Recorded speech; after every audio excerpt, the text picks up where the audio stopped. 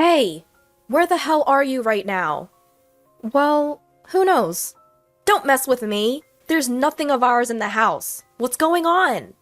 Well, that's because I took all of my stuff and left. Huh? I don't understand. Why would you do that? Well, we got divorced, so there's nothing strange about me leaving, right? Huh? Divorced? I filed the divorce papers. What? My name is Claire, a 35-year-old high school student. Just kidding. I'm actually an office worker. I have a husband named Evan, and we've been married for 5 years.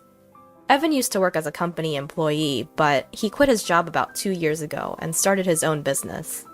However, the business hasn't been doing well, and we've been in the red for the past 2 years. But my income is pretty good, so we're managing to get by. Our relationship as a couple is average, not particularly bad. The problem that I feel is the horrible attitude of my mother-in-law and sister-in-law who live in my husband's family home. Every time I meet with my mother-in-law and sister-in-law, they mock my appearance and complain about something. Each time, I feel sad and stressed. My in-laws' home is about a 10-minute drive from the apartment where my husband and I currently live, and my husband often takes me there. At the beginning of our marriage, I put up with going to my in-laws' house for my husband's sake. But their bullying has gotten too much recently, so I've started to talk back. Even so, my mother-in-law and sister-in-law don't back down. And my mother-in-law and sister-in-law, they always try to extort money from me for something. Hey Claire, I have a friend's birthday coming up. I want to buy a present, so could you give me $500?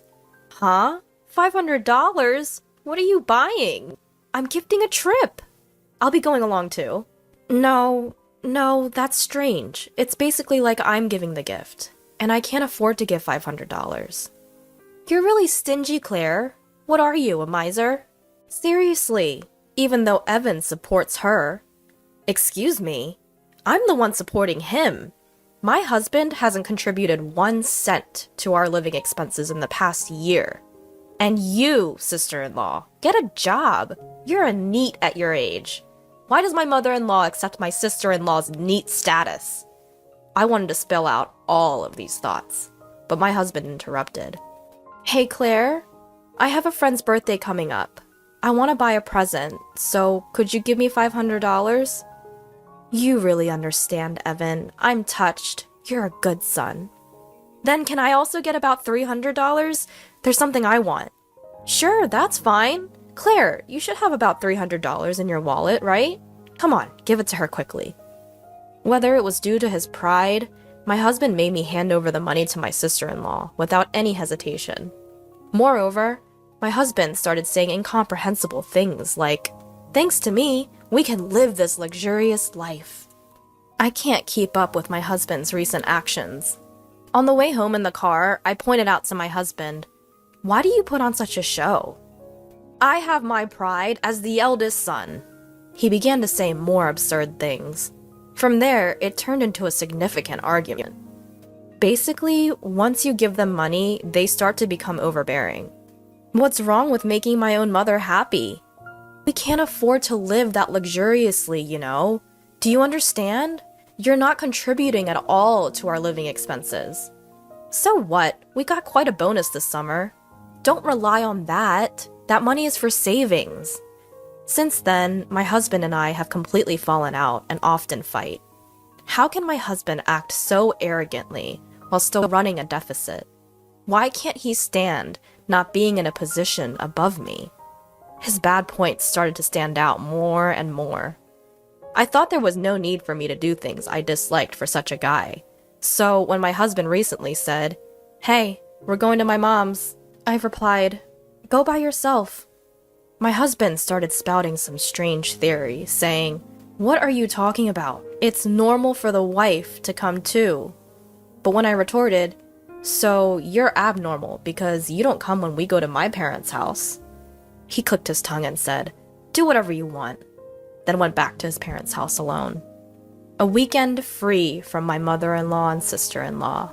How comfortable and pleasant that is. Since I had time to myself, I did a lot of groundwork for my dream. That dream is to buy my own home. I gathered information online and ordered pamphlets. My dreams and hopes were expanding. I was excited just thinking about the new house. I want to furnish it with these kinds of items. While gathering information about furniture like sofas online, I imagined placing the furniture I chose with care in my new house over and over again. Doing such things, time flew by, and before I knew it, it was evening and my husband had returned. "Oh, welcome back." "Huh? Oh, is he still angry? How petty. He should be more mature as a man." I had no intention of pleasing my husband, so I didn't speak to him after that and started making dinner. Then my husband suddenly started talking. "You've been pretty cheeky lately." "Huh? You're defying me, saying you don't want to meet my mother and the rest." "Defying? We're equals as a couple. Plus, your mother and the others always pick on me, so I don't want to go to your parents' house anymore." "That's what I'm saying is cheeky. Normally, wives listen to their husbands. If you say you can't do that, it's divorce." "Huh? Divorce? Ha! Surprised? You don't want to be divorced by me, do you? But I'm seriously angry at you. I've already signed my part, so it's ready to be submitted at any time. I'll let it slide just this once. But if you defy me next time, it'll be an immediate divorce. Reflect on that." Saying that, my husband smirked and ordered, "I'm going to take a bath. Hurry up and make dinner." Once I confirmed he was in the bath, I couldn't help but cheer. Yes! Now I can break up with that man anytime. I made dinner in high spirits. From then on, I worked hard to save money. I was almost ready to pay the down payment. It was hard to keep my excitement hidden, to stop my face from smiling, but in front of my husband, I did my best to keep calm. And finally, I bought a house under my own name. All that's left is to get a divorce after the house is finished, and leave the house where I live with my husband. I started packing my things, little by little, without my husband noticing, and sent them to my parents' house for the time being. I had told my parents everything, and they understood my situation. And finally, the house was completed. When my husband went back to his parents' house as usual on the weekend, I moved all my things to my new house. The new house is very comfortable, and both the interior and exterior are just as I imagined. As I enjoyed the pleasant smell of a new house all day, my husband called me that night. "Hey, where are you?" "Well, where could I be?" "Don't mess with me. There's nothing in the house. What's going on?" "Well, I took all my things and left." "What? I don't get it. Why would you do that?" "Well, since we're divorced, it's not strange for me to move out, right?" "Huh? Divorced?" "I've submitted the divorce papers." "What? We're strangers now." "Don't mess with me. I won't accept that." "But you're the one who said we can divorce any time. As a businessman, you should take responsibility for your words." Anyway, this is the end for us. With that, I hung up the phone. Finally, I was free from my husband. That night, I was able to sleep soundly.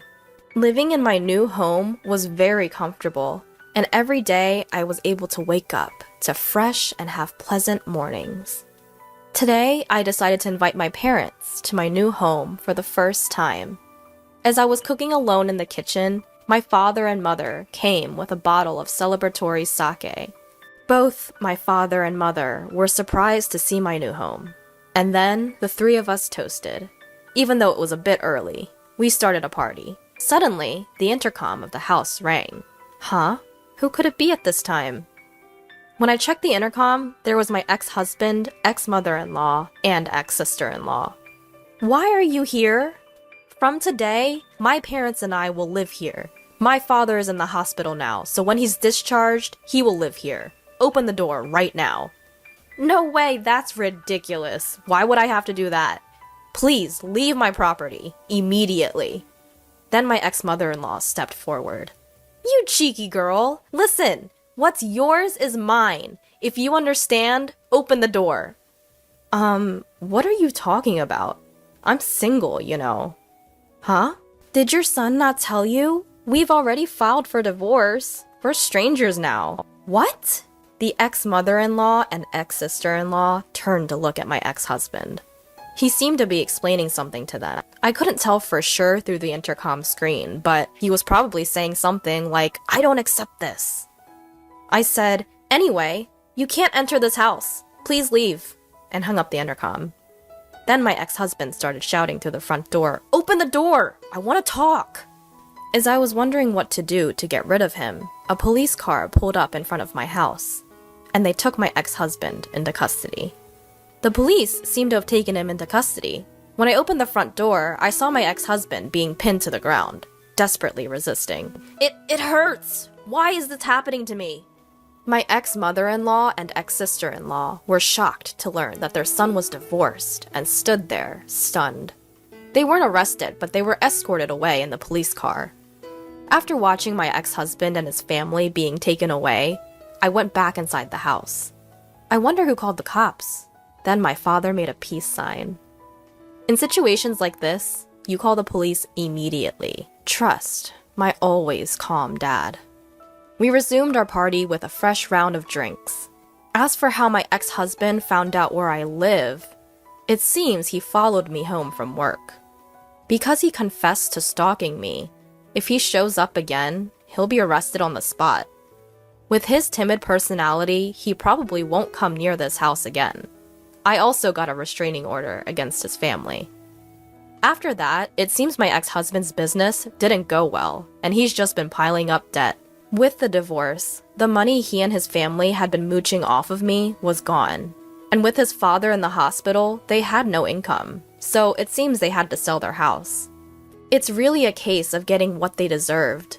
On the other hand, I invited my parents to live with me in my new home. My parents are very happy, saying I've been incredibly filial, and they are enjoying life in the new home. I want to continue to cherish my parents and live happily as a close-knit family.